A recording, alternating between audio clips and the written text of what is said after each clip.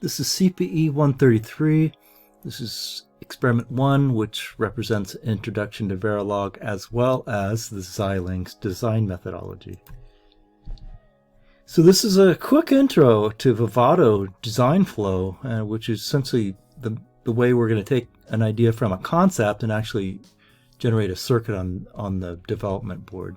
So the best way to learn this is by doing it, not by watching a video, but you got to start somewhere on this. There'll be another supporting video that goes over the Vivado part as well.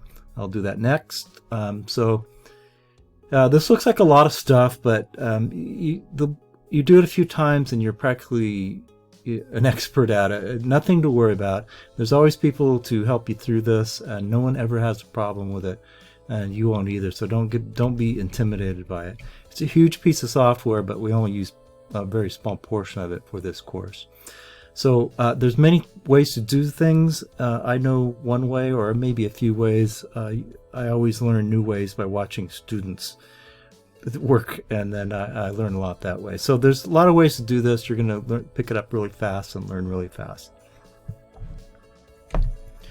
So experiment 1 has to do with implementing a half adder and a full adder. So these half and full adders, they're essentially single bit adders, typically the first real circuit you work with in digital design, and it's kind of interesting because they are mathematical circuits. They do math, which is, they add numbers.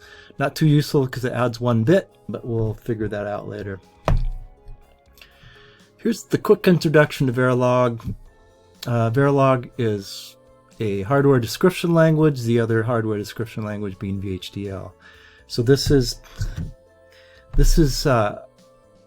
what you use Verilog for is to model and verify digital circuits. And a model, remember, is just a description of something.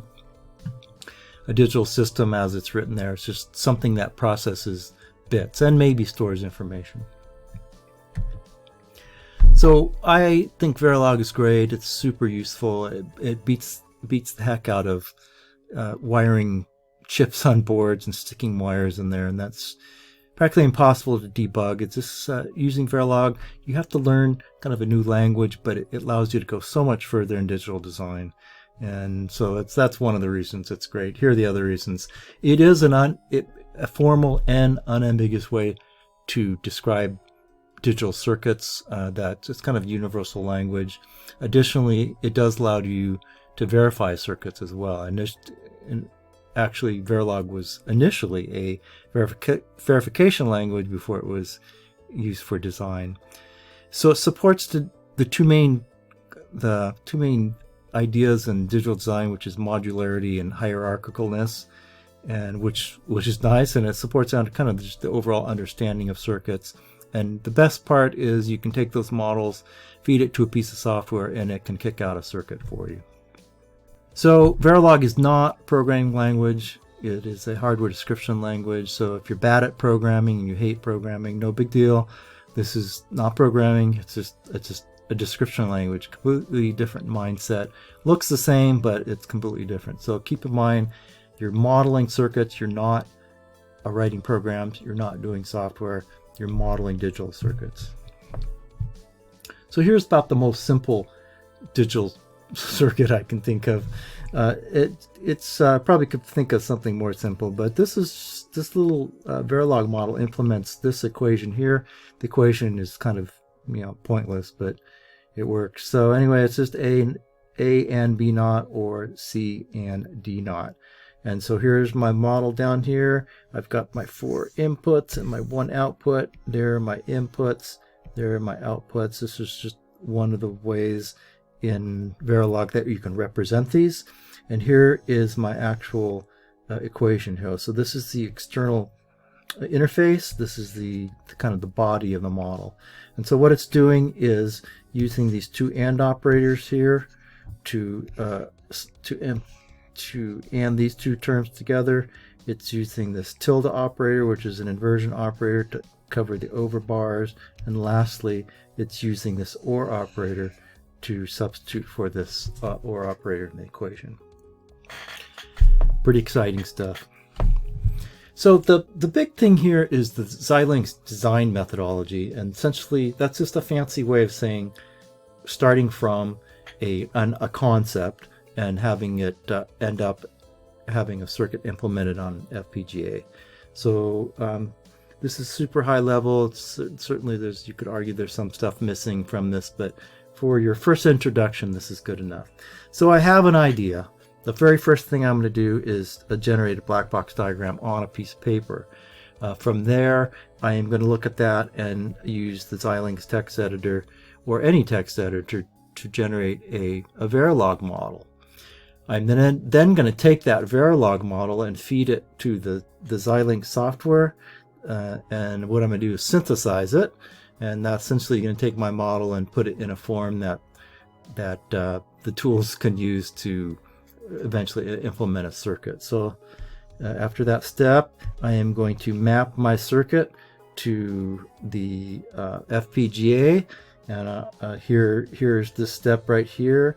Essentially, we'll come back to this later.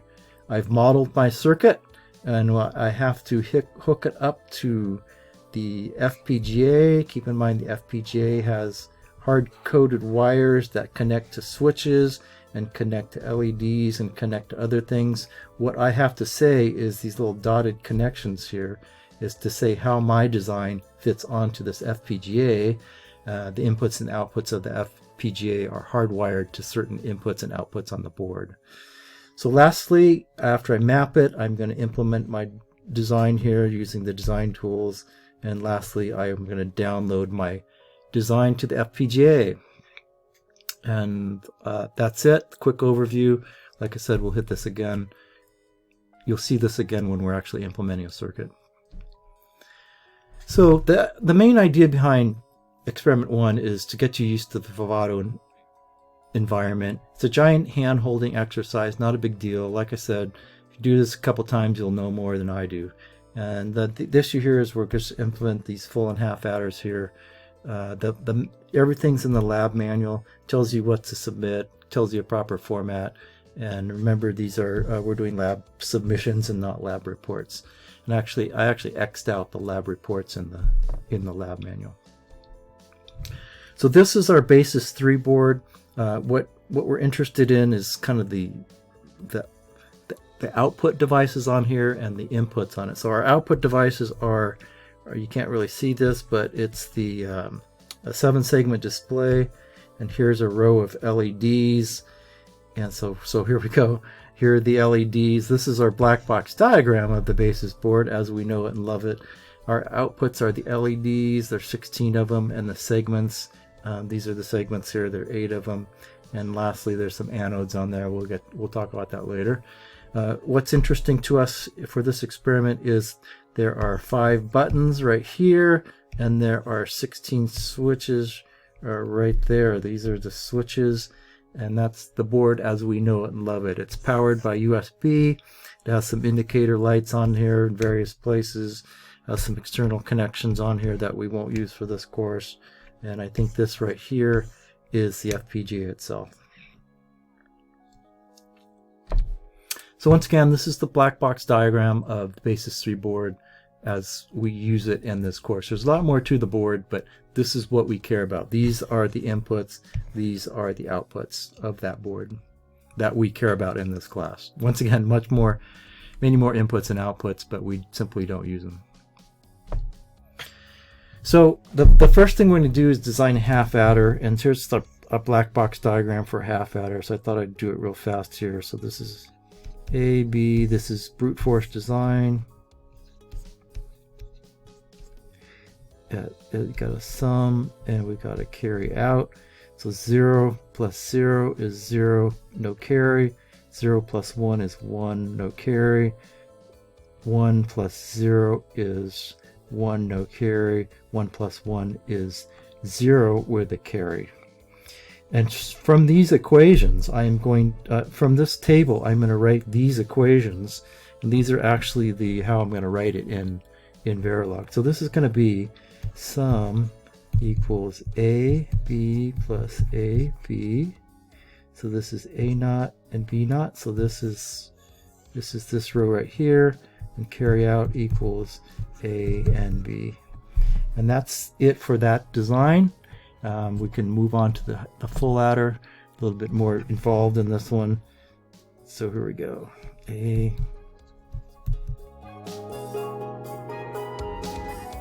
Okay, so the full adder is adding these three inputs, and so let's see what we get here. 0 plus 0 to 0 is 0, 0 plus 0 plus 1 is 1, etc. 0 plus 1 plus 1 is 0 with a carry, so these don't have a carry. So 1 plus 0 is 1 with no carry. 1 plus 0 plus 1 is 0 with a carry. This is the same one, and 1 plus 1 plus 1 is 1 with a carry. And from these you can write these equations. I'll go ahead and do it. I can speed it up on the video.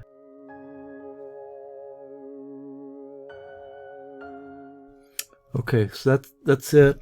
The idea is I'm going to convert these to something that looks more nicer in a Verilog format, and those are them right here.